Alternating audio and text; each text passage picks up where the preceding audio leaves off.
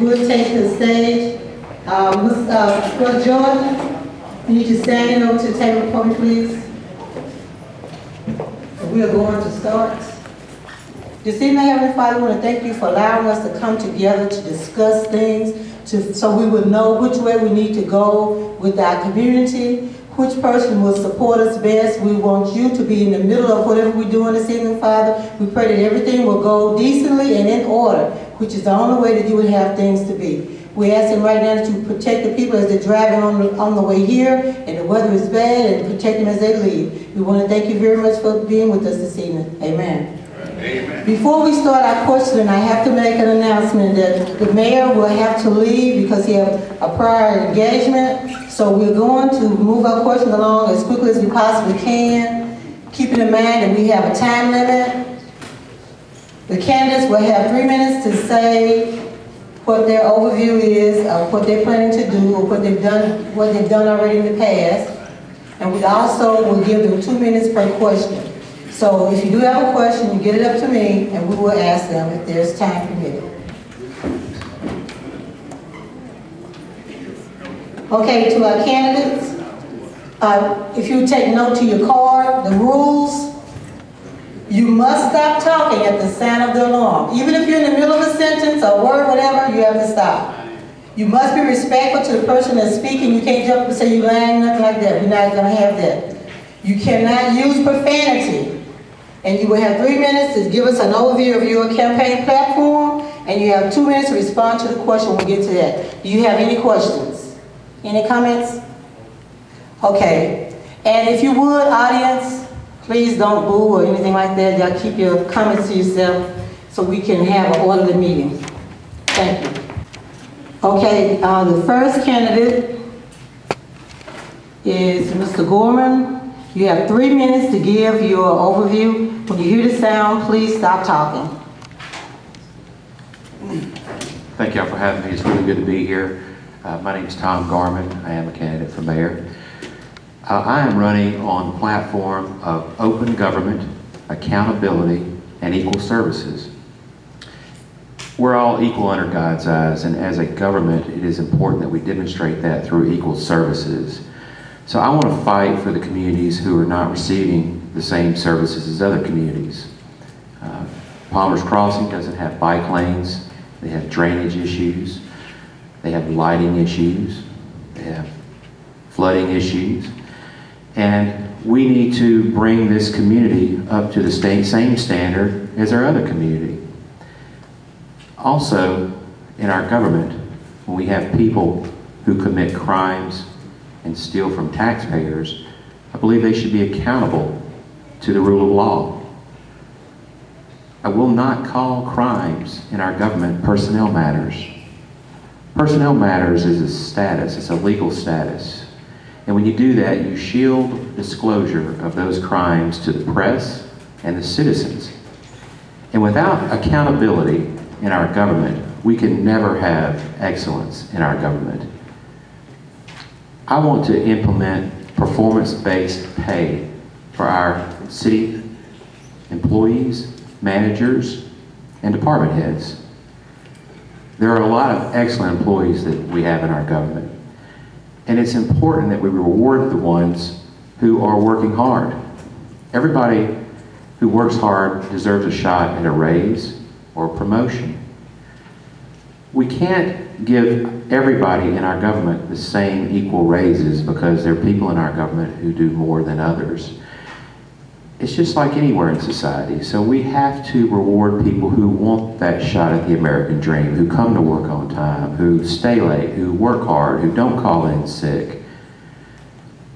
When we treat everyone equally with pay raises, we essentially demoralize our city workers.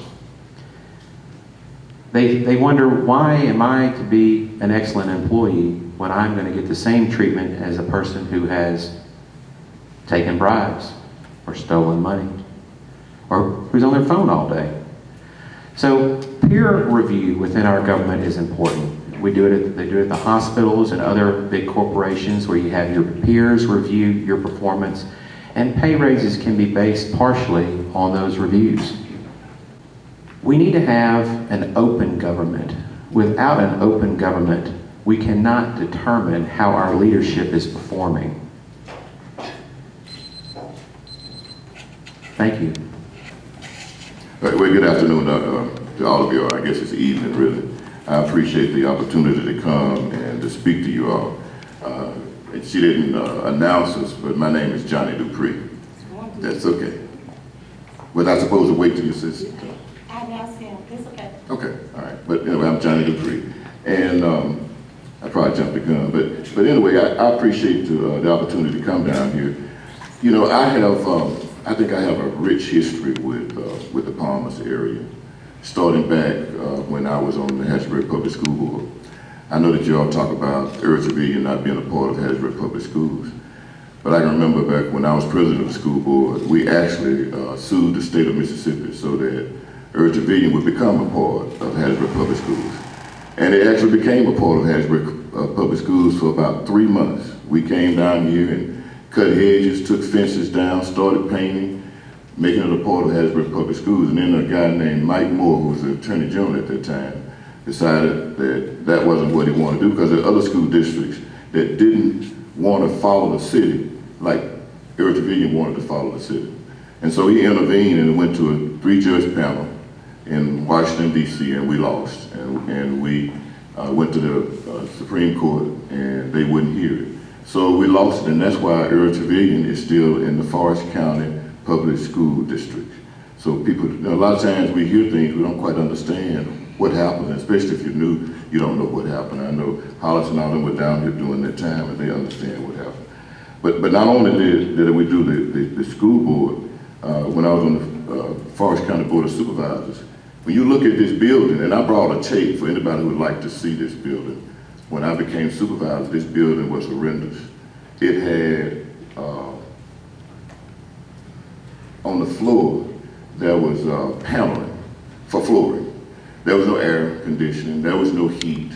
There was no basketball court out there. We put a basketball court out there. We renovated this building. What I'm talking about is a history that I have down here in Palmas. We put it, because that's what you all wanted, and we took care of. That's why you're in this facility now, because of the work that we did. We put the first walking track there, the first playground equipment. When the city passed a bond issue in 1998 and did not put the money into People's Park, we came down here when we came here and put the money into People's Park. That's why People Park is the way it is today. We have a rich history with Palmas Crossing, and we'll continue to do that because my wife works down here for one thing. And I want to make sure that she has a great place to come and work, and to make sure that her residents who also have relatives down there too have a great place to live. When you look at other things like the medical facility that's down there now, the Southeast Mississippi Rural Health, we recruited those people down there. Thank you. Good evening. My name is Clyde Stewart. I live in Ward 4, and I'm running for mayor because I think that Hattiesburg's got a lot of potential, and I don't think that it's working. I think the city needs a lot of work on the inside as far as government, as far as getting things transparent, getting the corruption out of the city. That way we can function as a city and grow as a community. One of the main parts of my platform is the community. I don't think that we need to be policing Hattiesburg. I think we need to be growing the communities where they take care of themselves. I think we can do this by having community centers like this and having educational facilities within those community centers, to where we've got the young educating themselves instead of being arrested for just hanging out and not doing what they're supposed to. I mean, and I have to apologize. I'm not the best speech maker in the world, but I hope that you guys listen to my message more so than the way my presentation. And I think that's what's important. But what I want to do for Hattiesburg is bring the community together. I think in my plan, in my long-term plan, Ward 2, Ward 5, and Palmer's Crossing is the most important part of this city. Why? Because I think that this side of town has the most potential for industry and development. We have the Leaf River over here. We have a great asset on this side of town that we could be utilizing and help this side of the town grow. I'll take a city like St. Louis, for example. They have a river that goes straight through the middle of the city. And St. Louis is a very nice and thriving city that I think has a lot of vitality in it, and something that we can learn from and use here in Hattiesburg. I think that if we develop this side of town, instead of going west, I think that we have something that we can grow on. I understand that Palmer's has a lot of issues with the infrastructure. What I do for a living is landscape construction work. I install complex drainage systems and irrigation systems, and I deal with anything that involves landscape and construction outside of a building or a structure. So what I want to do for Hattiesburg, and particularly this area, is get the roads in order. You can't invite industry into this side of town if you don't have the roads and the drainage. It's the drainage that makes, if you have bad drainage, you're going to have bad roads, because it's the water that, if you don't get the water off the road, it's the water that deteriorates the roads quicker. So what we've got to do is get the drainage part of it done first, and then get our roads built up. Thank you, everybody. Good evening, ladies and gentlemen. My name is Reverend Nathan Jordan. I'm a candidate for the office of mayor. I'm asking for you for your prayers, your voting support on Tuesday, June the 4th. I live here in Palmer's Crossing community. I'm not here today to make any promise. I'm here today to tell you what I intend to do as the next mayor of the city of Hattiesburg, Mississippi. That is, I respect our present mayor. We thank him for all that he's done up to this point, but it's time now for a change, that we go new directions. I'm here to let you know that I will be a mayor that have citizen participation. I would respond first of all to our first responders, which is our police and our firemen. Of course, we bring jobs, high-paying jobs, and those persons who are already employed by the city, to make sure that they receive not only pay raises, but benefit, and most of all, training that we are so lacking in need of. And the educational system, we cannot have a good job without education. They must work hand in hand. As I said on the radio, and I said during the crossing of this campaign, that it's important that we remember that education is very important, and so is our jobs. I have a 7-point plan, and my 5-point is the infrastructure. You've heard these guys talk about how Palmer's live and this and that. I'm glad it rained today, so we have an opportunity to see what is going on, but we can't blame the mayor for all of that, what's going on. He inherited a bunch of these things himself. I'm here to tell you that I'm the man that could fix all these problems. I have the resources and know how to get it done. And when it comes to our environment, this wood yard down here and protecting our people, I have the ability and the contact to get that done. And integrity, that's what we need. Integrity is simply being honest and open at all times. I have the ability to contact, to tell you, if you ask me a question that I don't know, I will write it down and get you an answer. I'm the man. I'm the only one that has presented a 7-point plan on how that we can advance the city of Hattiesburg. I'm here, I'm available, I'm for you, and I have a proven record of helping people, not just in the black community, but even over in Summerall and other places. I have the ability to get things done. So on Tuesday, I ask you, your prayers, your vote, and your support. I'm the proven leader. I can get it done. Thank you. Thank you to each candidate for your overview. And now we're going to move into our questions. And I was going to call you up, but since you already just going in order, we just keep it going like that. Some of the questions we received since we've been here are similar to the ones that we already have in our packet. So we're going to do our best to move forward, and we may read some of these. They're kind of lengthy, but we still may read them so that you can give us a response as well, in addition to the ones that we have here. The first question says, when will the work begin in this area to replace asbestos water pipes? It so happens that I'm certified in asbestos demolition. I've been certified for a few years. I think my certification may have expired, but asbestos is only hazardous if you inhale it. Asbestos is not hazardous as water pipes. I think there's some fear-mongering going on there. You can't be harmed from drinking water from asbestos water pipes. I would let my children drink water out of asbestos water pipes, and I would too. Now, when you're talking about asbestos insulation around heat, hot water lines and in rooms or ships, it can kill you. It's very dangerous. The reason asbestos is so hazardous is it's a microscopic barb, like a bee stinger, And so when it gets in your lungs, it locks in and it can't get out. And so your body fights it as a foreign object and puts scar tissue around the asbestos. So the more asbestos you inhale, the more scar tissue you create in your lungs. And that can cause two types of diseases. One is mesothelioma, which is you die from it, it's a cancer. And the other one is asbestosis. Now, mesothelioma is the cancer of the lining around your organs in your body, and there is no cure. Asbestosis is the problem where your body can't get oxygen through the lungs into the bloodstream because of all the scar tissue.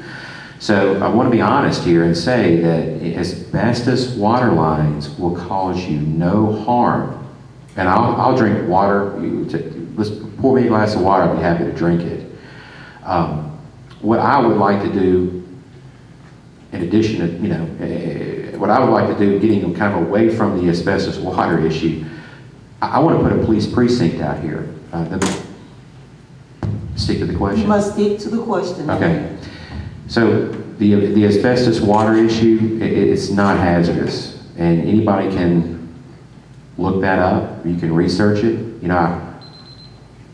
Thank you. I appreciate the candidate clarifying those medical terms because my father-in-law actually died from asbestosis. So,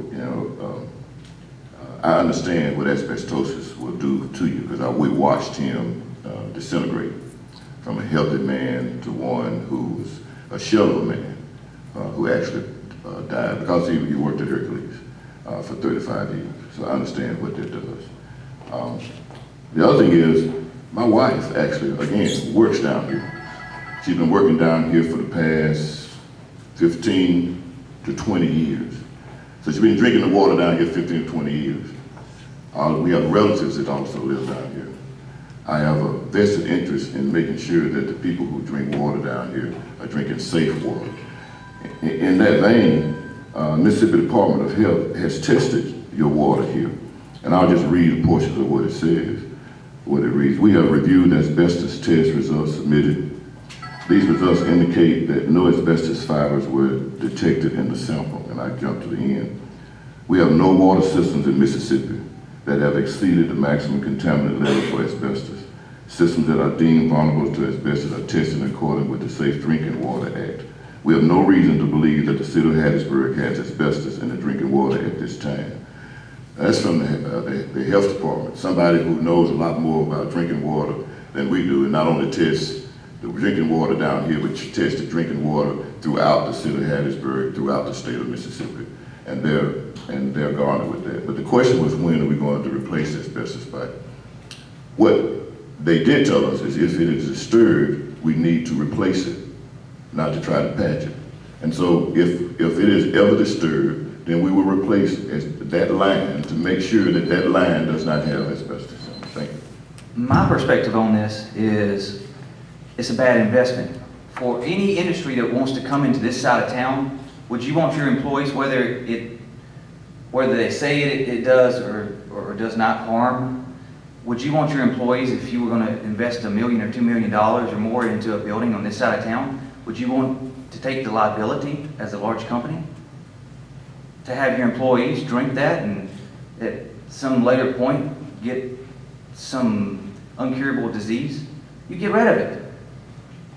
I mean, if you want industry in this side of town, you get rid of the stigma. So that's my part of the plan. You get industry, if you want industry on this side of the town, you get rid of what's going to keep somebody from investing in it. That's just common sense. That's my perspective on it, and I think that's true for any side of town as far as whether it's on the west side or this side. If you want industry in this town, you've got to make it conducive for large companies to come in here so can get people working. That's the most important thing, is to get people working. Thank you. If I'm elected your mayor, I already have a plan.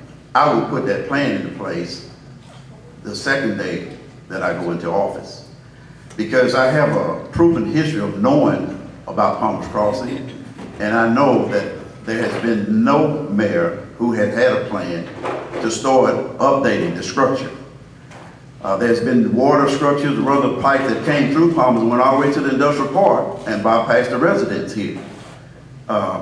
They're out there along James Street. All we have to do is to tie into them. So that would be my first point, is to know what's in the area. And nobody have attempted to tie in. There's been no request for that. A lot of water lines are already around, but again, they say they go into the industrial park. As mayor, the very second day, I will call the committees together and we will immediately begin that work because the pipes are already out there. We just have to tie into them. They've been done over several years ago. We received federal money for that. And I know that to be a fact because that money was going to be channeled some other place, but we got in touch with the Congressman's office and we held a meeting right at this building and that money was brought back here, but they were going to take it somewhere else. So we already know that that plan is already there. We just need to tap into the lines that are already available. I'm aware of that. I have paperwork of that. And even Gene Taylor's office has that. So that's what I will do. Thank you. Thank you for your responses. I'm not totally clear on this question, but I will just read it as I see it. What steps are being taken to ensure that the municipal courts have corrected their files? The person said it seems that it's gotten worse. So what steps are being taken to make sure that the municipal court files are corrected? I'm not sure who asked it. Does anyone have a point of clarification for this question? I got it. Clarification? Yes, please. Yes, there's a problem with the courts with the files and records and personnel and paperwork. And it seemed that it was a personnel matter. It was cleared up and people supposedly causing it were dismissed or retrained. But in my dealings with issues and people that come to me and talk about it, it hasn't gotten any better. So you're saying that the files are incorrect at the courthouse? Mistakes are still being made, inconsistencies, absent paperwork, multiple calls to go back to court when things are already taken care of. Okay, so this is a basic legal question. If a person, just say a person's taken to court for something and they've already gone to court, but then they're coming back saying that they haven't been. Is that pretty much what you're saying? Right. Okay, so respond. We had a number of clerks in the municipal court who were taking bribes and they were shredding warrants and they were changing judges' rulings. Imagine that. And there were a number of them, 4 that we know of. The mayor submitted a letter to the city council that there were no crimes committed, that our courts were fine. And then an internal affairs report was leaked to WDAM, which indicated a number of fines, including felonies and conspiracy, allegedly, in that municipal court. There were judges who were not behaving properly. They were signing blank warrants. So these 3 judges that were in our municipal court are now gone. We have a new judge in there. Also, the municipal court is being moved over to an electronic system, so there are no more paper records where they can be shredded and hidden. So we're going to have better accountability there. The 4 clerks who were taking bribes, they were taking EBT cards, that's a felony, that's a federal crime. They were taking purses and handbags and monies and all sorts of things. One of them was fired, but the other 3, the mayor kept under his employment. And one of them is now working in the accounting department of a grants department in our city. The other 2, I believe, are working in City Hall, perhaps. I know one of them is.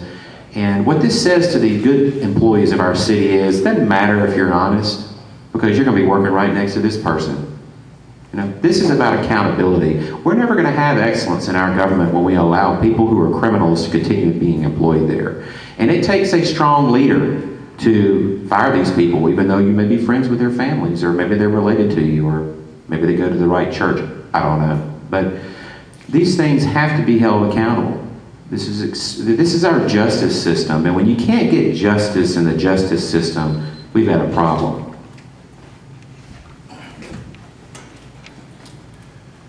Okay. We do have a new system. You know, I pride myself on making sure that before we fire somebody, that we're on good ground. There was actually no physical evidence that caused these people to be fired.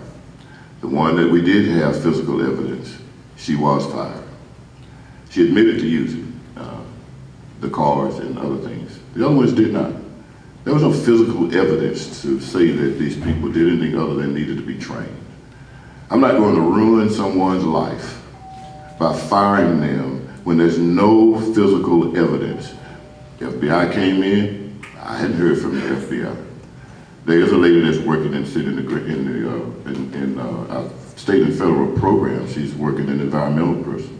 I was working in recreation, and where she'll be leaving next week because she's going somewhere else, and that's personnel, so I can't tell you where. But we gave these people an opportunity to make sure that they would be good employees. A couple of these employees had been with the city over 20 years. They did nothing wrong except it should have been trained a little bit better in doing their job.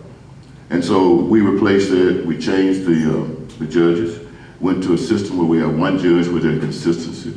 We did change the software to make sure that we are communicating with the police department so that nobody can manipulate tickets so that they can do that. And I think we're running smoothly. There are some hiccups in there. Anytime you go from one system to another system, there are hiccups. I mean, you know, when my wife changes her frying pan, she gets hiccups because it's a different kind of way to use it. It doesn't taste the same. There are hiccups that happen when you change the system, but it changes for the better. Same thing with the road. You have to tear the road down in order to build the road up. And so they're in the process of doing that, and I have full confidence that the new people that are over there, the new judge over there is doing a good job.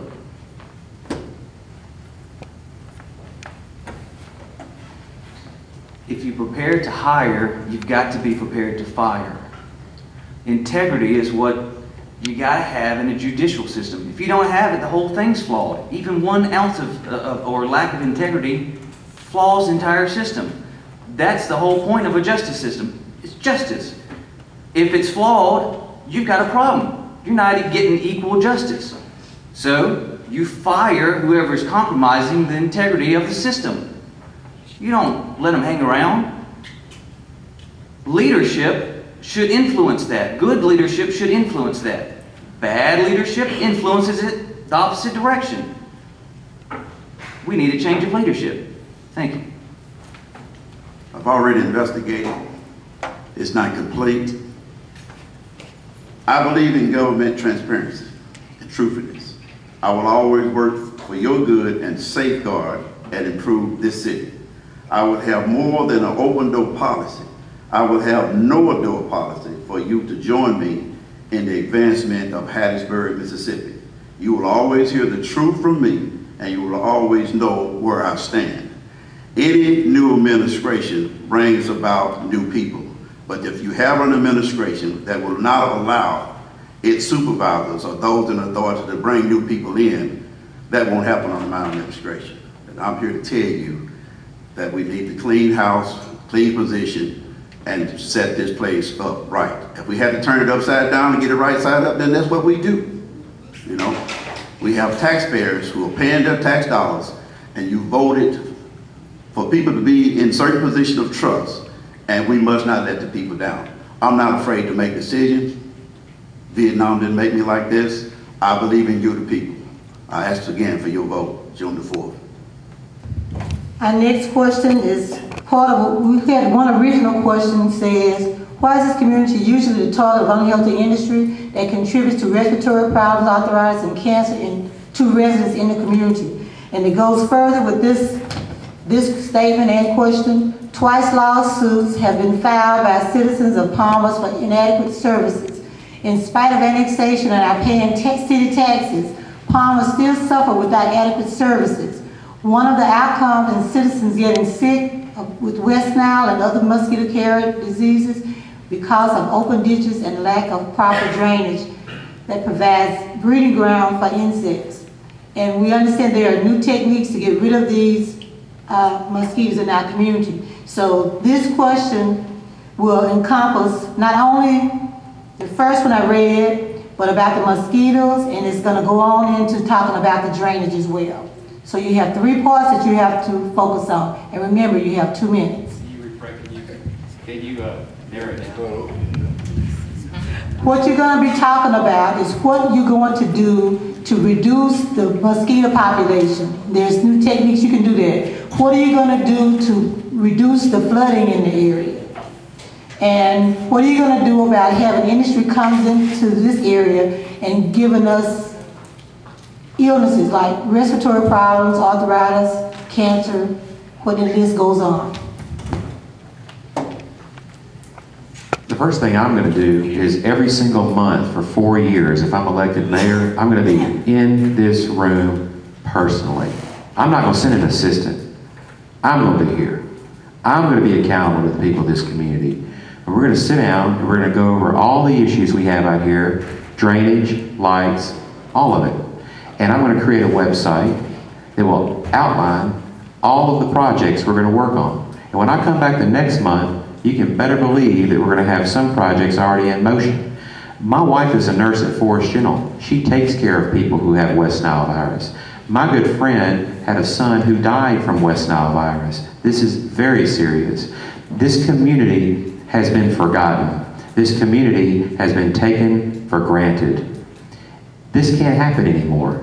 This election is about who is going to be accountable to the people to deliver the services that their tax dollars are paying for. And I am prepared to be accountable every month for 4 years. I too will have an open door policy. But you're not going to see me behind a desk in City Hall. You're going to see me with a pair of dungaree pants, steel-toe boots, and a work shirt, and I'm going to be out in the community. I'm going to be a hands-on mayor.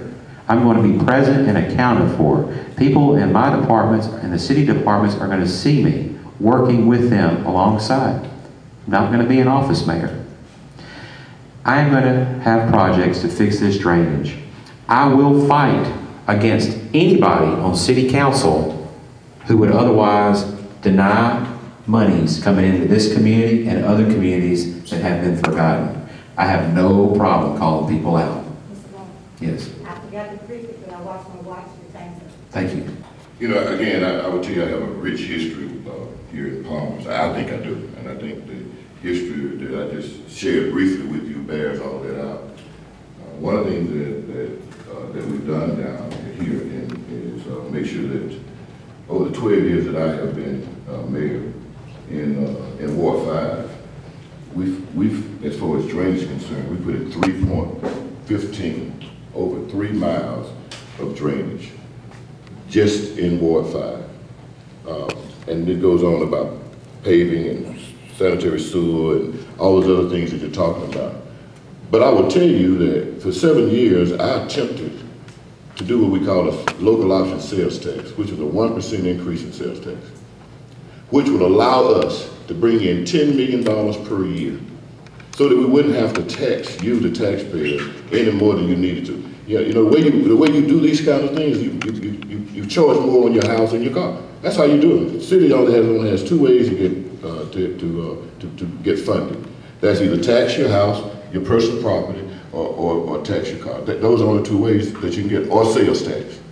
And so our goal and our plan was to raise sales tax, not tax on groceries and all those other things like cars, new and used cars, bring in $10 million so that we could do more drainage, more sewer, more sidewalks, more streets, more paving. And in 2008, we were able to do just that. We were able to get it through because of Representative Percy Watson, get it through one side of the House, through 2 committees, weren't able to get all 5 council members to vote for it, and therefore you weren't able to get all 5 council members to vote for it, so it failed in the Senate. But that would have allowed us to bring $40 million in 4 years, and 60% of those funds will come from people from outside the city of Hattiesburg. Thank you. This is something I do for a living. I install complex drainage pipes. In front of Mr. Jordan's store, you've got an undersized pipe. It's an 8-inch pipe, ADS pipe. That's what I installed. You should have a minimum of 12-inch pipe to carry that much water off the street. You've got fresh water, as you showed me, fresh water pouring into the drain pipe. That doesn't make any sense. You know, now whenever the pipe fills up with water, the charge is going to go back into the freshwater pipe, contaminating the freshwater. You got to get these things fixed. You got to install you have to first involve an engineer that specs the right size pipe to begin with, and you put that in. That's good for the roads, like I've already said. That's good for reducing mosquito breeding grounds. That's good for bringing jobs to this side of town. Who's going to build a business if it's flooding, or the parking lot, you can't even step out your car without getting wet, getting your feet wet? Another thing that we need to be speaking about is the $3.8 million fire hydrant line that went into the west side of town after 6 months of it being annexed. That can't be used. Not one drop of water will be sold from that fire hydrant line that cost the taxpayers almost $4 million to be installed. I've got the contract on my email that I can show anyone in here that wants to see it. Now, you guys have been annexed for 30 years. 30 years. And if you got drainage pipes, have you got fire hydrants, have you got good drinking water out here? That's what we've got to get over here. There's no point in letting anyone on this side of town suffer. Thank you. My name is Nathan Jordan. My wife is here. She has West Nile virus. Now, immediately and again, monies that have been appropriated many times to fix this area, as you just heard it, and it's on paper, have went to other areas. We have a city councilman here, Brother Henry Naylor, who have helped us and been with us from the beginning and bring these problems to the proper source where they should be done to address all of these problems, but we get no support. As a mayor, I will work with all of the councilmen, whatever problem they may have in each one of their wards, and we will get these problems resolved. It makes no sense to grind with an engineer and point out the problem, show them the problem, and nothing gets done when it comes time to get endorsement for it. I will be a mayor for all of the people of Hattiesburg, for every area of Hattiesburg, and wherever there's a problem, whether it be mosquitoes or this stinking smell that we have, I will get rid of it. I will work with the environmental people, I will work with the health departments, and all those persons who have knowledge of whatever the problems are to get it done. That's what a mayor does. The mayors don't have all the answers, but we should have sense enough and competence to get hold to the people who have the answers and get the problem solved. And when a council person brings something to the attention of the mayor and everybody else that he has a problem in position, I think that we should endorse it and support it. And so we are going to get this done on the second day, not the first day, that we will put these committees into place and we will follow up. I'm military, but I won't act like a military person, but I know policy and procedures, and I'm good in administration. We'll get it done. Vote for me June the 4th. Again, our questions from the floor coincide with some questions we already had in place. Please listen carefully. I will go back. One of the questions was, how do you reduce crime rate in this community? And the other one had to do with manning the substation that's here. And the last part of the question has to do with what is going to be done about our young men going to jail and what will be put in place for our children so they won't end up going to jail. The current mayor wants to build a $15 million police or public safety building, or whatever fancy word you want to call it, as a police station. I've talked to people in these communities. The people in this community and other communities, they want their own precincts. Hattiesburg is spread out enough that we can easily have precincts. We have a training academy right out here. With a little bit of money, we can turn that into a precinct. We need a dedicated force out here to patrol these streets on a regular basis. When people call the police, they need to come from the training academy. We can dedicate officers who live in these areas to work in these areas. We want to have people policing their own communities. We don't want to have people come across town that don't know people in this community being abusive to them. We had a 72-year-old man the other day. He's got a concussion. His son's got a broken leg because he was beat up allegedly by police officers. I will not tolerate abuse from our public service officers. Not going to happen. These people will be held accountable. We must have a good relationship with our police department. We have some very fine officers working for our police department. Maybe there are a few bad apples. We always have bad apples in other places. But when you have a local precinct and you have regular patrols, these patrolmen are going to help keep crime down because they are going to be constantly out here. The citizens don't want a big $15, $20 million public safety building. They want better police patrols. That's going to help lower crime. The police department, when you have precincts, you can have competition. I like performance-based incentives. People want raises, I want to give them raises. But you know what? Let's set a goal to be on the site in 2 to 5 minutes, not 30 or 40. We need to have and step up our game and hold ourselves accountable. Thank you.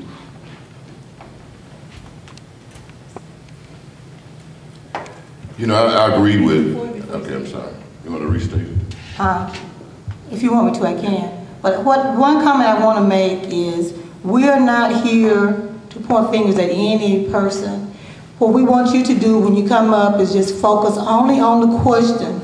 You know, not what the mayor has or has not done because he's in office now. We want to know what you are going to do, how you're going to fix these problems. We're not here to point fingers, and that sort of violates the second rule, even though it's not interrupting the person talking, but we have to be respectful to everybody. So please, let's do that. And I know the mayor's going to have to leave, but let's do our very best not to point fingers tonight. Thank you. You know, my mom said that imitation is the best form of flattery. You know, we have a substation here in this facility here. I'm proud of the fact that we have this facility, because if we didn't have this facility, we could not have even constructed one here. And it is true that we have a training academy across the way. It is true that when we need them, if they need to come and respond, they will. It is true that I think when I became mayor that maybe crime was a little rampant here. I do believe that crime is down in this area. I do believe that. In fact, I probably know it. I do believe that since we talked about asbestos and we talked about environmental issues, that we have 200 or 300 people that actually work in that facility called our police department that never should have been the police department. And really talking about helping our people and feeling for our people. Those are our people as well. We ought to make sure that they have something that we're proud of. And to give you a statistic, most cities that have a police department like we do, that have a building like that, crime is up. Because most of the time, fellas look at that and say, well, they don't care about policing, so I can break into these people's houses, I can do these things. Because of what we have in our police department, they don't do that. Now, do our police department make mistakes sometimes? Yeah, because they're human beings. And we all make mistakes sometimes. But we've had an opportunity when they do make mistakes that we respond to the mistakes they made. To make sure that we have enough police officers to do the patrolling. When we became mayor, there was 109, I believe, police officers. We were able to get that up to 140 funded, so that we have more police officers that can respond in more places around the city of Hattiesburg. So yes, crime is an issue in Hattiesburg. But let me give you a statistic. Out of 229 cities that were our size that were evaluated by the Milken Institute, we came in 15th because of crime. The unemployment rate in Hattiesburg at the end of last year was 11%. If we get people to work, we get the crime rate down, and the taxpayers are not the ones paying for that. We've got to use a little bit of common sense here. I met with someone the other day down by the Danny's, the gas station, Danny's Quick Stop, and he and I got in a conversation. He said, you know, I wouldn't be selling drugs if I had a job. My kids got taken away from me about a month ago, and I think that if you get people working, you're automatically reducing the crime rate, and you're making people productive. So what I want to do is get some good businesses in here, lower the unemployment rate, therefore lowering the crime rate. I think building a police station at this moment, instead of building community centers, is going backwards. You build the community centers, you build up the community, and you get these people jobs. They won't be committing these crimes. It won't happen overnight, but it will happen, and you'll have a much better city overall by doing this. And it's not burdening the taxpayers. A police officer's job, my mother's a retired police state trooper. I used to ride around with her whenever I was in college at night, just hanging out with her, you know, when she was on her beat. And like she said, I'm not these people's mother. It's not my job to babysit these people. My job is to make sure that this person doesn't hurt this person and vice versa. We shouldn't be making our police officers into tax collectors. Once you do that, you've got harassment. I want to answer all three of your questions. I don't feel that any of those have been adequately addressed. First of all, dealing with people who have been in prison and returning. Judge Keith Sterrett, who is the federal judge right now, is working hard on a program to work with people once they're released from prison. He's not the only one doing that. I'm one of the guys who brought that idea to him and to other people. The state legislative attorney, Percy Watson, who's our representative, all of them dealt a little bit about that during this past session. That will be something that we will welcome our people back to the community after they've done their time. We all been a criminal at some point or done something wrong, but we should be able to rehabilitate and have a reception and people to be trained when they come back to the community. As your mayor, I will remove every substation name and add the word precinct. Because on writing grants, when you have the word precinct, it means that it is an active facility at all times. When you use the word sub in writing a grant, you're not really going to get much attention because it's just what it says. It uses it sometime, okay? So that would be the first thing I do is correct the language in that. We asked for that to take place here, but we came up with the sub. But we can deal with that. And the other issue is on bringing crime down. Crime has been at its lowest point, and our police chief and these policemen have done a real fine job. I'll stand up for them anyway and anytime and any place. I have a special interest for the police department, not just Hattiesburg Police Department, because my uncle was the first black policeman. He was killed, assassinated by the Ku Klux Klan. So I have a special interest when you mention the word police as a whole. But as your mayor, I would do what is necessary to support the police department and the fire department, our first responders, to help us to bring crime down, to keep crime down. And I will always have a quarterly meeting in our community that would assist our older people especially. They may need fire protection in their home, whatever, and the fire department will be able to do that through grants and through the police department and other things. So that's some of the things that we could be concerned about. That could be outreach to the community. Thank you very much. Please vote for me. We have got to follow the rules.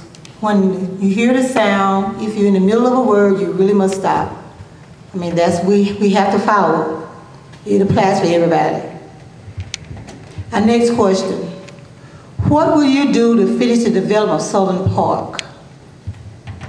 Southern Park.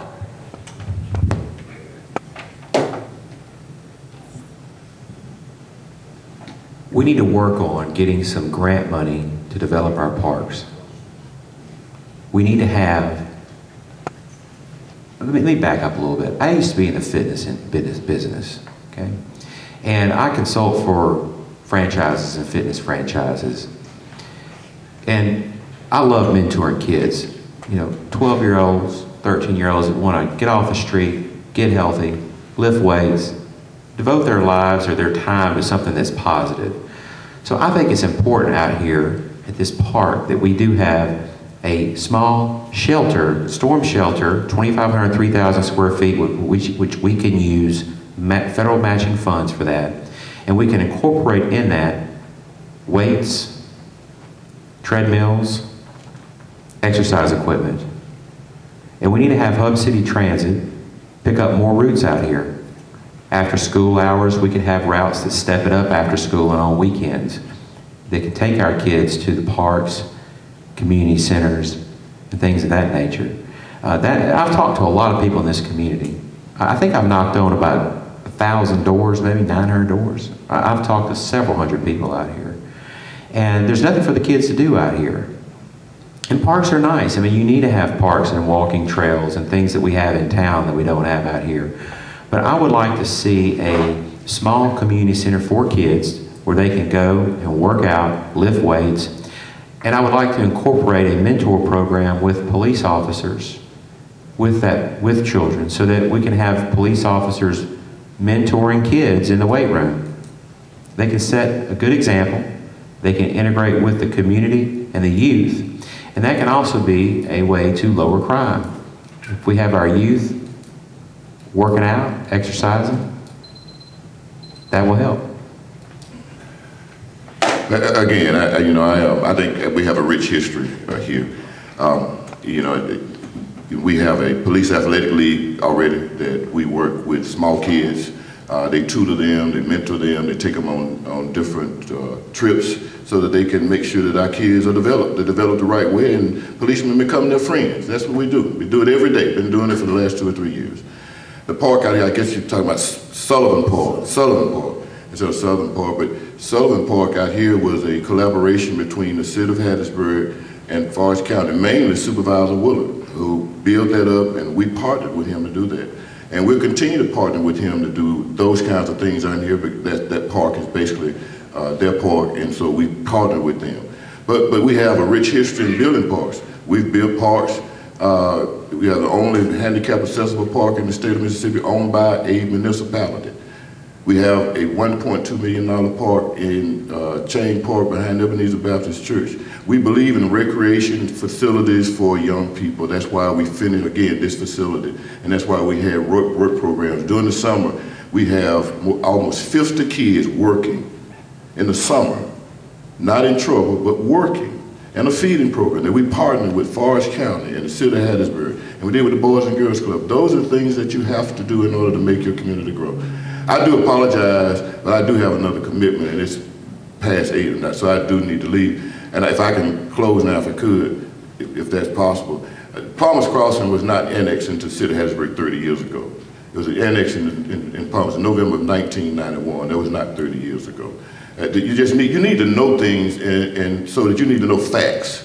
And so if you don't know facts, then you can be led down the wrong path. And that's some other things that as we go down, and we'll correct, because you need to know the facts. I praise God for you all. Please vote for me on May 7th. This is one of the things that I do is I design landscapes and I install them. And I think that when you're surrounded by a nice environment, it provides a certain energy for your life and the way you treat people. And I think having a pavilion and having places to where you can cook out and get together in the community will be a great asset to this side of town. And I think that's what needs to happen with this park, is to get it to where you can actually go out there with your family and enjoy yourself. And so I would look forward to making sure that gets done and done properly, like the Chain Park and like Camper Park. Camper Park's got a lot of, which is right down the street from where I live, it's got a lot of children toys and playground equipment out there. And so I think that's one of the things that you would need to definitely put into this kind of park out here in order to make it to where everyone, not just teenagers or people in an adult, but young mothers can take their kids out there. Take their kids out there and build a sense of family and nurturing their kids. That's one of the main things that you don't see anymore is mothers and fathers spending enough time with their kids. And I think that a park would greatly enhance that time together. Thank you.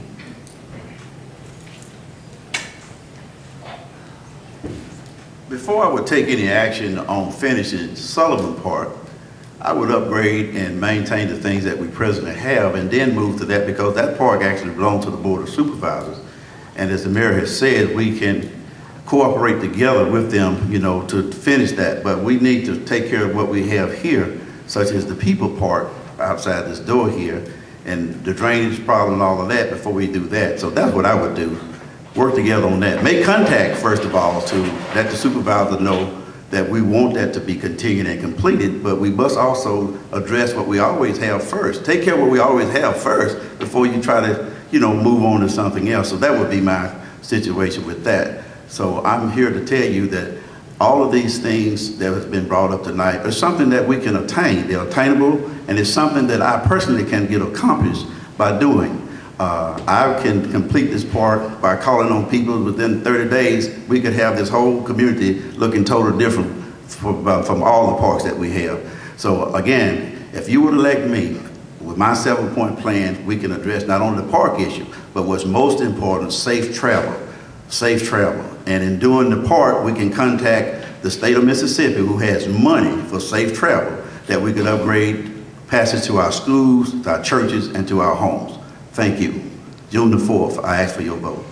Our next question, what will you do to improve garbage and trash pickup in this community? Because it's a problem. It may be picked up one time a week, it may not be picked up at all. And the trash, you can see trash is piled up all around the community and it's not being picked up. So what are you going to do to ensure that the garbage and trash is picked up in a timely manner? One of my platforms is accountability, and I as a taxpayer, I want my government to be accountable to me. I'm paying taxes. I want to know that they're going to be accountable. And so as mayor, I will be accountable here every month. I'm not going to run from the problem. I'm going to confront it. I'm not going to send an assistant. I'm going to be here. So these issues that come up, I want to look people in the eye every month and say, I hear you. And I'm going to come back the next month and say, I got you. We got the problem solved. So the first step I'm going to do to improve city services is real simple. We're going to record every call that comes in our government. And when you call and you have a complaint, it's going to be recorded. And that person that answers that phone, they know it's going to be recorded. And when you have a level of accountability, it doesn't take a lot, but when you step up that accountability factor, a lot of things change. And we do this in franchising all the time. We would record calls to assure quality, with customers. And employees would call us, the owners or managers or consultants, and say, hey, I took this call, but I forgot to do this and I forgot to do that, but I want you to know I called back and I got it done. And so we saw a level of accountability that people hold themselves accountable, And so to answer your question, what am I going to do to improve garbage pickup? Number one, I'm going to be present every month in this community. And when we have these problems, I'm going to solve it. I'm going to talk with waste. We're going to get out here and we're going to address the problem. This is not rocket science. This is just simply being accountable. I think that's a very good point. You have to be accountable to the people that pay the taxes. One of the things that I would do is have it to where if they didn't pick up your trash, you could text message the city. You could call, of course. And then you could also get on the internet and shoot an email or have it to where you can speak to someone through some sort of data communication in order to get what wasn't provided. What I've been working on, I don't think this is too technical. There's a device, for the garbage truck, there's a device that you can use on any heavy equipment. Just hang with me. That you can put on the equipment to where it's actually an automated magnetics braking device. And what happens is it goes around the drive shaft and it stops the vehicle. Now why am I talking about this? Because every 4 to 5 months, these vehicles have to get their brakes replaced. Okay? That means they're down for anywhere from half a day, from 6 to 8 hours. Okay? And so when you have that many trucks and they're down for that long and you've got a mechanic and everybody working on them, if you're reducing that downtime, you're getting that vehicle to do what it was put in service to do, which is pick up the trash, transport something, whether it be kids on the school bus or taking heavy equipment from one side of town to the other. But you use smart technology on these vehicles and you got this equipment up and going much longer. My father used to be a mechanic. We had a mechanic shop off of Medgar Evers Boulevard where Martin Luther King and Medgar Evers is. And so I hung out there every day. And so consequently I learned how to work on vehicles, and so that's part of my plan. First thing I would do is begin on my Monday morning meeting where we have all of the staffs around the table to give me an update as what's going on in the area. Presently, when these meetings are held right now, only a few people turn in a written report. I would require that every department head turn in a written report of both what the good days have been and what has been called in with the problems. And we'll go from that point, because it makes no sense for people not to have their trash picking up. And then if it's going to be a delay on trash pickup, the secretary should be notified of that department so that she may call the people on that route, or send someone, like during the hurricane, send someone around in a city barn car and out of notification to say, we're going to be late. notify the people. We deserve to have answers, and we're taxpayers. And it's just simple to do that, put those types of things in motion. But the mayor said it himself before he left, and I agree. We need to train our people. A lot of our people don't act because they have not been trained to act. They don't know how to act. They don't know how to perform. So as your mayor, I will train the people, make sure they're equipped, they're trained, and know what they're supposed to do and be accountable. Thank you. Okay, our next question. What have you done to benefit Palmer's Crossing prior to running for office?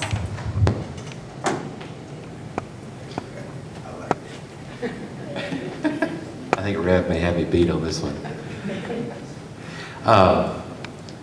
I attend city council meetings. I've attended council meetings. I think I've attended almost every one, maybe except for 4. And I may have a better record than some city councilmen. I don't know, but I have a pretty good record. And I attend all the public hearings. And Mr. Naylor and Ms. Delgado, and they can acknowledge. I get up and speak a lot. I like speaking, you know. I like letting people know what I think is going wrong and where we can improve. And the question is, what have I done before? I haven't been in public service, so you know, I don't have an advantage there. I haven't done anything before now. Now, I'd like to let you know what I plan on doing or what I have done at City Council that will let you know who I am. I'll fight for this community. I'll stand up for the people out here. I'm not afraid to call people out. This is not about color to me. This is about doing what's right. My family, they've been civil rights activists since the 60s. People have called my house and threatened to burn it down, kill my father, and, you know, I remember it as a little kid. So I'm not afraid to stand up. My dad taught me to stand up for what's right. Ms. Delgado tried to get some lights on Bowie Mobile one time, and there's a couple council people up there that said we didn't have the money. And I said, you know, this isn't right. They voted for a program that's costing the city $22,000 a month, and how can they justify losing $22,000 a month, but yet we don't have the money for lights in an area that needs lighting? I'm not afraid to do that. This takes to get something done out here, I'm just going to be honest with you, it's going to take somebody wanting to shake some things up and call some people out, because it ain't going to be easy. And when people know you're willing to stand up, call them out, you know what? They start to work your way, because they don't like being called out.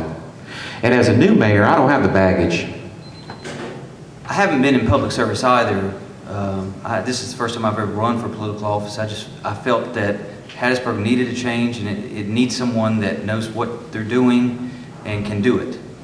And how do you help Palmer's? You get the financial system, the accountability of the financial department in Hattiesburg accountable to its people. I just found out yesterday that the financial reports that I've been looking at for the last 3 months are not even the full financial statements. That the CFO didn't put the entire document on the internet. It was edited. So how can you do anything for anyone if you don't know how much money you got or where it's going, and vice versa? My background, I've got a background in finance, and one of the things that I want to do is make sure that the city is financially sound. If you get on my website, I make a point to be very, very thorough on how I plan on remedying the financial system in Hattiesburg to where it benefits Palmer's Crossing all the way over to I-59. I really think that if we can get the financial part done and get some jobs in here and some industry in here, from out here at the airport all the way back over to Bowie Street, we can get everything going the way it needs to go. Thank you.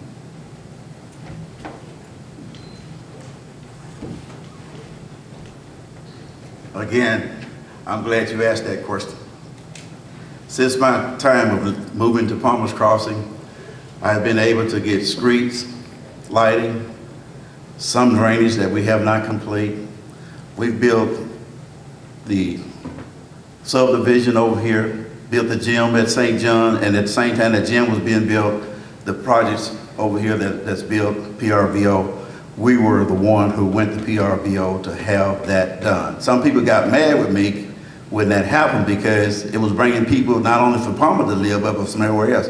But you're looking at the guy who initiated that. You're even looking at the guy who had the first paperwork done for Eagle Wings up here, being Mr. James Borkin. So there's a lot of things in Palmer's Crossing that we didn't get any praise for. We don't look for praise. That is not what it's about. But there's a lot of things that we have done. Went to Atlanta and other places and put these packages together. Reverend Fraley was here. I wish he would have stayed to hear this question. And he could attest that I had a hand in what went on getting Eagle Wing introduced. And also to bring people having a nice place that they can live, putting up street lights. And we still have streets right now in Palmer that don't have sewer. That the truck come by every Thursday pumping the sewer out at new houses and stuff. So all of these type things are still going on in Palmer's, but those are some of the accomplishments that we've had done since we've been here. But that's just to name a few. But as your mayor, I would have not only the influence, but the power and the position, because I already know what needs to be done. And the second day, not the first day, I will call together a committee and the people of the city that we will put in place and go out and get all of this done. That will be my plan. June the 4th, please vote for me. I'll set you. Okay, our next question. I have to say, if you're elected mayor, since the mayor is gone, I can't incorporate him into this question. But I can, You want to answer before the mayor? Okay, it says, when are you going to make provision to have commercial zoning in this area? Because there's a lot of places that people would like to start businesses, but it's not zoned for commercial. So we want to find out, when would you have commercial zoning in this area? This is a community issue, and this is something where the mayor needs to sit down on a regular basis with the community and talk about these things. You know, when you start changing zoning, some people like it, some people don't, so it can be controversial. Zoning is very important to the community. So I would be accountable. I would be here present every month. I mean, I don't mean to sound like a broken record, but this is just so simple to me. It's about being present and accountable.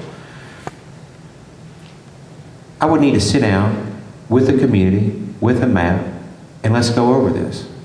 Let's look through it. Let's decide what needs to be done. Let's get a plan. Let's put it before the council, and let's get it passed. I want to be accountable every month. If I'm elected mayor, the first month I'm in office, I'm going to be here. The second month in office, I'm going to be here. So everything I do is going to start on month 1. And, you know, this community is a little like eating an elephant. You got to bite it one bite at a time, because there is a lot of work to be done out here. And that starts with the mayor's office. You know, city council doesn't decide what the agenda is. That's the chief executive, that's the mayor. So unless it gets to the agenda, nothing's going to happen. And that's something that's important for people to understand. So, you know, we have a lot of issues with zoning, with flood areas. Those things need to be addressed. I will start this on month 1 with my plan, and that's my plan to be accountable. It's just so simple. You know, I'm not going to send an assistant out here. I'm not going to send someone else out here. I think it's important for the mayor to look everybody in the eye who wants to see him on a regular basis and have an answer for them. We have to have a plan, and we have to start by being accountable.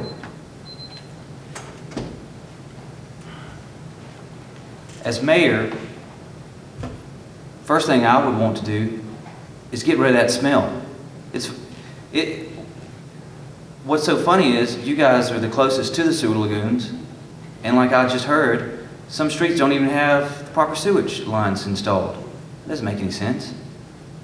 You know, it just, you've got to get a good plan together with the community, like Mr. Garman was saying. I think that was dead on. I mean, you've got to incorporate the community and see where they want things to go, and then design something around that. Because when the community thinks it'll work, it works. You don't hire an engineer to come in here, or an architect to come in here to conjure up his plan and blow smoke up somebody's pipe about something that somebody else on the other side of town wants to do. Like what's happening with the future land or mechanical situation that's going on. we're not quite sure who's got that, who's got the final say-so at the moment on that. But I think that I don't think that's going the way that Hattiesburg in general wants. I think a lot of information is being left out of that, and that's because the community's not being involved in it. You have to get the community involved in it, have everybody approve the plan, say, yeah, we can work with that, and get special, like I've already mentioned, get areas mapped out to where you can have good commerce, good neighborhoods, good what's called cultural assets, which would be a park, a place where you can have live music, more modern things like having QR codes installed on things around here where people can find out what's going on around here. Thanks. Special thanks to Councilman Henry Naylor. There's many commercial zones already in Palmer's Crossing, but it wasn't advertised. We have from Edward Street all the way down to James Street that is already commercial. It's already commercial. You can build grocery stores, anything you want to do, you know, because it's already, and it's been this way for the last, I think this is our 7th year that this Councilwoman Denard was a part of approving that. It's already zoned commercial and ready that you can build commercial, put up stuff. We don't see, that's another problem we have from the mayor's office, is that we don't advise the people what's going on. Now, it's already commercial. And people need to know that a mayor should be one who gives out information, who gives that advice. Nobody should have to submit that question tonight, one about, is any areas in this area commercial that we can build stores or duplex or housing or whatever. We should know that automatically. As the mayor of this city, I will make sure that you know what area you live in, whether it's residential, commercial, or whatever. Certainly, this is the only ward in the city of Hattiesburg that has an opportunity for growth. Every other ward is cluttered up. So I will make sure that not just the Palmer's area have an opportunity to build commercial buildings, but to know where you can build and what can be built. And also can show you how you can petition, even when there's not a law to do so. So these are the type of things that should be readily made available from the mayor's office. That's what makes a good leader, is the information that you give to the people. I am ready. I have prepared myself to step forward to let you know what is going on as it relates to city administration and city business. I think that when this is done, it will make better government and more responsible from the people. And remember, June the 4th, vote for me. I will be the best, and I will serve you the best. This next question is basically goes into the one we talked about health issues earlier. It says on April the 10th, 2012, there was a press conference and a hearing by the Mississippi Department of Environmental Quality about an effort by a company named Inline to spray methyl bromide to treat wood. While we understand the mayors have priorities, we would like to know what was more important on that evening than the lives and health of 8,000 people in Ward 5. In the mayor's absence, John Brown read a letter stating that the facility should be made safer, not demanding that it be sited elsewhere. So please tell us what your priority this evening would be so that you could attend, not attend, and make, Please tell us what your priority that evening so that you could not attend, and why did you support the permit's request? So the mayor's not here, so he can't answer that. So anyone of you guys can answer that question? I believe that was the night, if I'm not mistaken, that the FBI was... The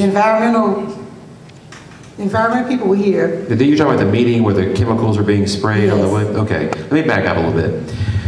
What's interesting about this is that the very councilman who represents this ward was not even told about this. And this was all work behind his back. Right. And that is a disgrace when you try to go behind a community's representative's back and blindside a community without them knowing with hazardous chemicals. And I watched Mr. Naylor in that city council room fight for his community. And he fought hard, and he stopped that from coming here. And he's to be commended for that, because that was going to contaminate, put hazardous chemicals in this environment. And you have to ask yourself, should we vote for someone who wants to put a place like that out here? Should we vote for someone again who is going to go behind the representative's back because he knows the representative's going to stand up for the people out here? That's really serious. You know, people need to think about this. You know, why didn't the representative out here know about this? Now, I was told that the reason the mayor didn't attend is because his house was being searched by the FBI. Now, that was with the municipal court, okay? And so I think that was the reason that he wasn't here. I think he had a good reason. When your FBI is at your house, you maybe don't need to be here, you know. But Mr. Neighbor fought hard for that, okay? And I would never go behind a representative of any community's back to try to slip something in at the 11th hour where it couldn't be stopped. And it took a rally to stop that. You have to work as mayor with members of the community and members who represent that community. And you have to have a mutual respect and understanding with them. You have to be open and honest with them. And this all goes back to the open government and accountability that we don't have right now, that's missing in this government. Good water makes good people. I firmly believe that. And I know there's another situation very similar.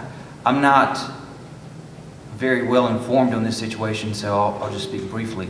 But I know there was another situation like this on the other side of town, off J. Turner Drive, I think it is, where they excavated. So I think somewhere around 10, and in some spots 15 feet down, to get the contaminated soil out, and it cost a lot of money. And so that's going into the drinking water. I understand the a lot of those same chemicals that were used in to put these pole yards were banned in Canada back in the early 90s because they knew this stuff was causing cancer. Now, that's just common sense. If Canada has figured this out, you know, why shouldn't we have figured that a long time ago? You know, so you don't allow these sort of things to happen to where you're contaminating the water. Good water makes good people. I firmly believe that. Thank you.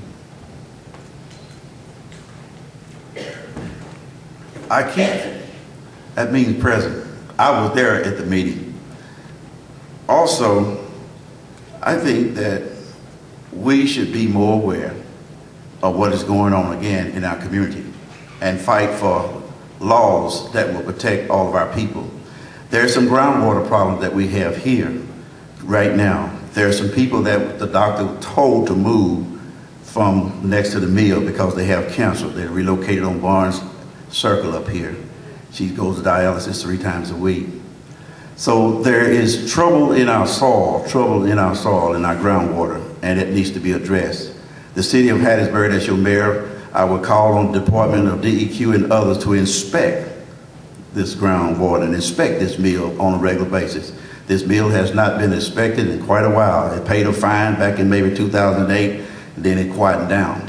But I will not, as the other members have said, I will not try to slide anything around the councilman's back to try to get a little reward. There was some benefit handed out that be done, but we found out about it. What we have to know, people, if you try something like that, Gulfport is going through the same thing, and Representative Mary Francis, who just happened to be kin to me, is the one who made this attention to us, and we were able to alert our councilman, and we want to thank you personally for helping us to hold that off. And they're still trying to do some stuff through Percy Watson and others to have some law to still do what they want to do in this community. Come hell or high water, as your mayor, we will not let that happen. Again, we're here to protect the safety of these people as a whole. We have a community center, a church, and a school. Let's stand up. So Tuesday, June the 7th, vote for me. I'll keep it from happening. This is going to be encompassing more than one idea. It has to do with what kind of grants you make available to improve or repair homes in the community, as well as help small businesses get started. What kind of grants you have to help improve homes, as well as help small businesses get started. I've been thinking a lot about this. Now, I want people in our grant department to work directly with community leaders. I think that's real important. I think you kind of cut all the red tape. And when you have people work in the grants department, I'd like for them to be to speak with people who are working and live in these communities, just like yourself. I would love to see a grant to help the museum here. I think that Palmer's really needs a nice museum to honor the history, the rich history of this community. The houses out here, they're people that need help. There's no question about it. I've seen some of the houses.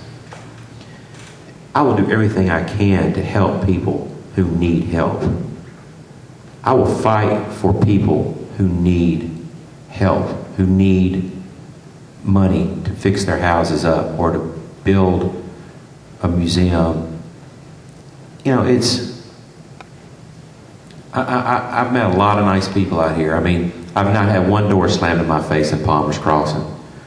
I've had doors slammed in my own neighborhood on me because they've got another candidate already picked out. But the people out here have been more than willing to listen to me.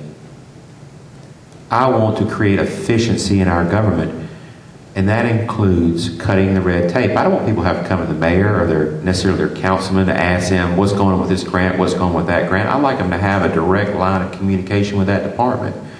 And I think if we can put our people in our communities in connection with the people in our government and cut through the red tape, people will be a lot happier. They want to have accountability. This all boils down to accountability. Why do we have to go through this person to go through this person to go through this person to get an answer about this grant?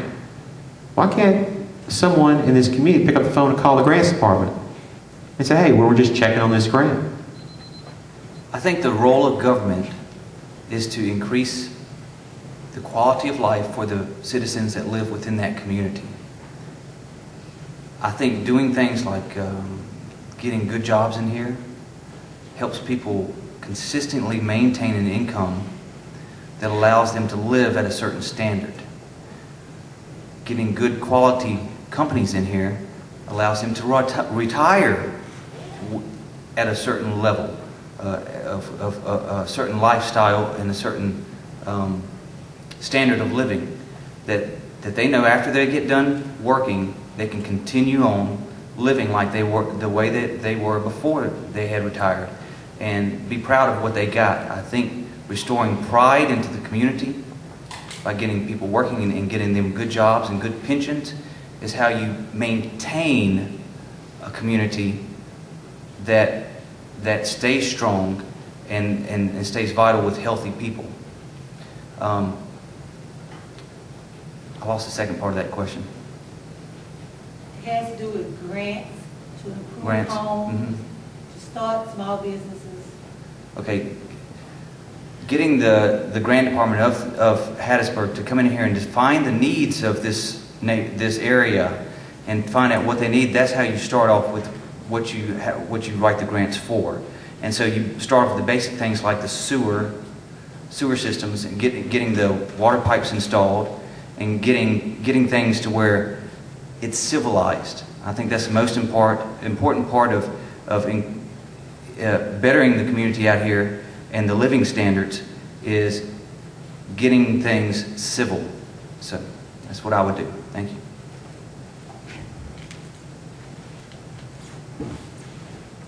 The city of Hattiesburg presently has a grant department. And what I would do when I become your mayor is to attach a consultant with that grant writer so that the consultant that's in Washington, D.C. will be able on a day-by-day post information to the local grant writer that is responsible to the city and report to the mayor that he can make all of this available. There has been a lot of grants. Illinois Central Railroad upgraded this railroad a couple of months ago, last year. There were some grants given, but it didn't come on this side of town. The railroad gave the grants for the people to do small repairs to their houses. How did that get out? Did we know that it happened? They started, I'm saying the contractors started on one person's house, ran out of money, and it leaks in her house, and she told them. That's how it got out. So, and the same thing on the wood yard. There's some information and benefit was issued up front that there was going to be a 50-foot stack bill. There were some grants involved in that. But did we know about it? Did Councilman Denoy know about it? No, because they went around him. I wish Councilman Denoy would have stayed here because she knew a little something about it. She got up and left. I guess she felt it coming. But she knew about it, the mayor knew about it, Board of Supervisors, Roy Wilson knew about it, but Henry Naylor was kept hid from it until Representative Francis Ferry from Gulfport made me aware of it. So there's plenty of grants available for homes and starting a small business, but the city do not give you that information out. And when you call up there, they give you the runaround. But as your mayor, I would tie my grant writer with a consultant who get things done. This is a short story, and it is true. The Parliament Science Department at USDM, the biggest grant that they got in the year 2009, you know how we got that grant? Old nose to me found out that the University of Massachusetts was doing something, and we attacked a bill. We gave them a quick lesson in Parliament Science. They didn't know what Parliament Science was, but we got some millions of dollars on USDM from it. That's how you get grants.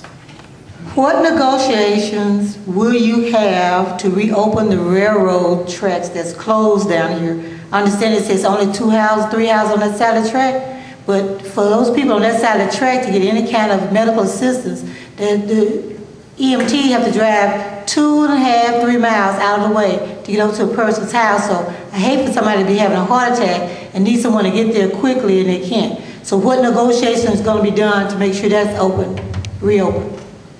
I'm married, so I've spent a large portion of my life negotiating. I don't always come out on the winning end of it. I usually give up when it comes to my wife. But I am a business consultant and business broker, so I negotiate for a living. And you got to be tough sometimes to do that. I understand that some of the issues involved with the railroad has to do with land ownership and getting the eminent domain or get the rights to that land so we can build a road or put the road back over the railroad tracks. I think the railroad company owns that. There's some eminent domain procedures that could be pushed through, fought for. I'm not going to sit here and just tell you I know exactly the process to go by, but I have been made aware of these very issues where people have to drive around and gas is $4 a gallon. So when you have to drive that far out of your way, it costs people money. And people who don't have money to blow are having to drive out of their way to get across the railroad track. That to me seems like it would be an easy fix. I think that the medical argument would be a real effective argument. And I think we could take that to court, probably fight for it and get it seen through unless we can negotiate with the railroad at first to try to get it done without going to court. But what's important to me is to fight for the people and the communities who need it. These issues out here are numerous. We don't have these issues in other wards, a lot of other wards. My community doesn't have these issues. So it is, it bothers me to see that so much has been neglected out here and not taken care of. That seems to me to be a relatively simple issue to solve. One of the things that I'm really loving about this is the fact that you guys are asking real questions. And these kind of questions are not what are typically asked on the other side of town. And I appreciate you guys for doing that. I would have to look at this from on a map and try to, I don't know exactly what housing that you're talking about, but I would have to look at it on a map to analyze it and figure out the best way to do that. I'm not educated about it, and so I would have to become educated to give you an educated answer on it.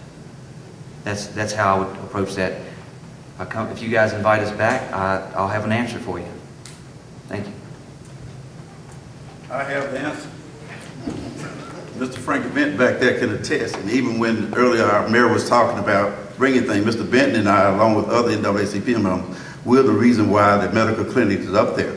We went to Forest General on a complaint about an employee, and we asked Mr. Woodall about that. That's how Dr. Burt and his partner came to Hattiesburg, Mississippi. That gentleman right there with us doing that complaint. We not only got the employee what she wanted in another position, but we got this facility up here. Now the answer to this question is the community dropped the ball on these closing the track. The Southern Railroad published in the Hattiesburg American 3 times that they were going to close this track, and they had public hearings. Here again, the problem from the mayor's office. You didn't have nobody to inform you. Hey, they want to close the tracks down there coming your way. There were 3 public hearings held, and nobody attended those meetings. So quite naturally, they felt it was all right. They closed them up. Is that right, Mr. Bennett? See, so we can't blame City Hall for everything, you know. They published it 3 times in the Hattiesburg American about these meetings, closing up these tracks. Now, the very first one happened with Judge Charles Lawrence, closed up the one by his house, and he was a council person at the time. But they published it 3 times, and if you want to say something against it, don't do it. Nobody attended the meeting. So, but I blame the mayor's office because why? The mayor is supposed to be the governor, supposed to be the overseer, to advise the people, come down and talk to the people, talk to the council person of that ward and say, look, I've got this information from the Illinois Central Railroad that they want to close these. What do your people feel about it? The mayor didn't do that. As your mayor, I will keep you informed as to what is going on, and this won't happen. We can get it back open if you want to, even if we don't become mayor. We know how to do it. Vote for me, we can get it done quicker. June the 4th, I ask for your prayers and support. I have a question here. People would like to know, they keep hearing June 4th for the election, and there's an election on May 7th. So we need clarification as to what's happening on May 7th and what's happening on June 4th. That's a good question. You can speak to it. May 7th is your Democratic primary. I'm a Democrat. May 7th is the only primary, and it is a Democratic primary. So when you go to vote, you're going to have 3 choices. You're going to have the same thing, the new thing, Tom Garman, or Catherine Starr. Now, Ms. Starr is a regular candidate. I don't think she's running as many elections as Sean O'Hara, but, you know, she likes to run. What can I say, you know? I run to win, and I'm planning on winning on May 7th. That's the first chance we have of new leadership. And it's the best chance we have of new leadership. The Democratic primary last time had 2,200 people vote in the primary. In the general election, there were 10,000 people who voted. So if you want to change, and you want me to be the Democratic nominee, May 7th is the day. June 4th? Oh, June 4th is the general election. So whoever wins the Democratic primary will move on to face either Rev Jordan, Clyde Stewart, Sean O'Hara, or Dave Ware. Where is Dave Ware?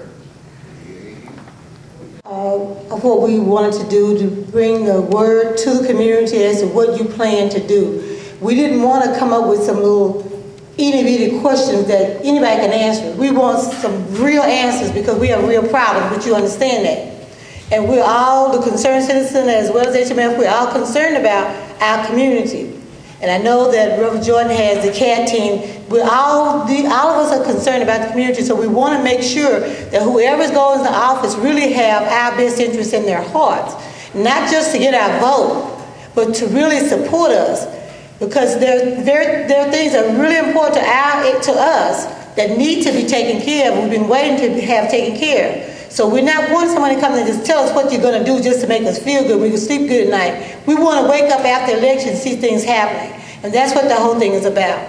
You know, I'm speaking for you guys, and I hope I'm speaking the truth. Because we need to have something that's working in Palmas. And so far, it has not really been working. And we want it to work. So we're giving our candidates an opportunity to come out and talk to us and say what they want to say, and maybe we'll be satisfied with their responses, and then we know what we can do when it's time to vote.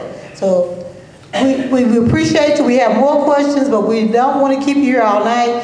We figure from 7 to 9 that's good enough. So I do appreciate your attention and your time. I hope that you all signed in on our books, so we want to have records of who was present for our mayoral debate. And you've done a fine job, Moderator. Thank you.